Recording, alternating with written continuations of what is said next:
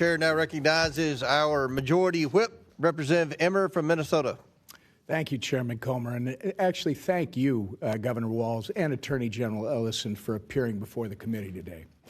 Gentlemen, let's see if we can agree on at least one thing today. Today's hearing is titled Oversight of Fraud and Misuse of Federal Funds in Minnesota. Can we agree that this fraud is a serious thing, Governor Walz? Yes or no? Can we agree on that? Yes, any fraud is serious. Thank you. Because it's interesting that you and I agree that it's a serious thing, considering the man sitting next to you, your Attorney General Keith Ellison, just 2 months ago said, quote, "This is a political matter. This is not a serious thing," end quote. Attorney General Ellison, is there an organized crime ring operating in Minnesota?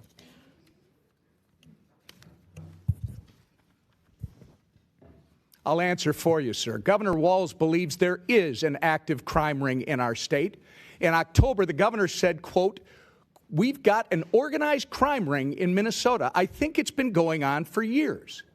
Moving on, Mr. Ellison, I, along with millions of Americans, have grave concerns over your alleged relationships with Somali fraudsters who have since been charged and convicted of federal crimes. I'm sure you are aware that over 90% of the defendants charged in the Feeding Our Future fraud case are of Somali descent. In fact, you have personal knowledge of these people. There's a 54-minute audio tape of your meeting with these criminals in December of 2021. And during your meeting, they complained to you about increased scrutiny of their nonprofits, and you told them, quote, "Of course I'm here to help," end quote. It's on the internet. Anyone can listen to you say that. Since then, you claim you were not aware of their crimes in the $250 million Feeding Our Future scheme, the largest pandemic fraud case in the nation. But just weeks after your December 2021 meeting, the FBI executed search warrants that you never would have requested in the Feeding Our Future fraud investigation. Now let's fast forward to September of 2022, 10 months after you met with the Somali fraudsters. Your office issued a press release stating, quote, "Minnesota Attorney General Keith Ellison and his office have been deeply involved for 2 years in holding Feeding Our Future accountable," end quote. So according to your office, sir, you have been deeply involved in the Feeding Our Future case since September of 2020. That actually sounds like you are saying that at the time of your infamous meeting with the Somali fraudsters, you were already aware of the allegations of fraud. When you had this meeting in December 2021, did you know, sir, about the long-running FBI investigation into Feeding Our Future? Yes or no?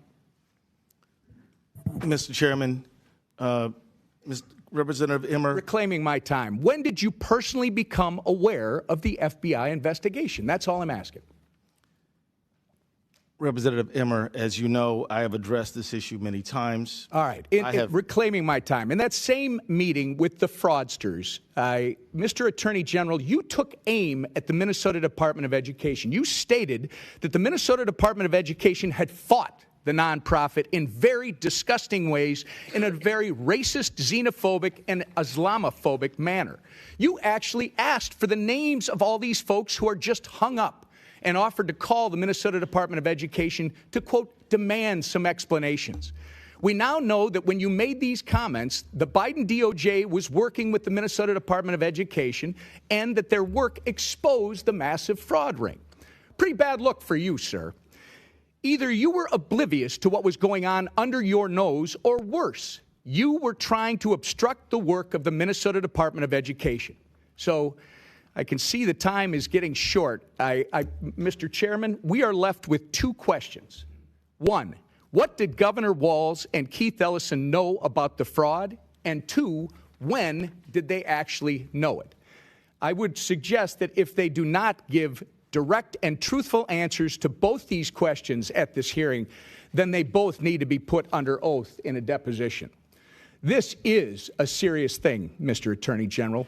You are the only one who thinks protecting taxpayer dollars is political. Mr. Ellison, my concern is that you actively obstructed this investigation in exchange for campaign donations, a quid pro quo. If these concerns are proven to be true, you should be disbarred and you should go to jail. I yield back.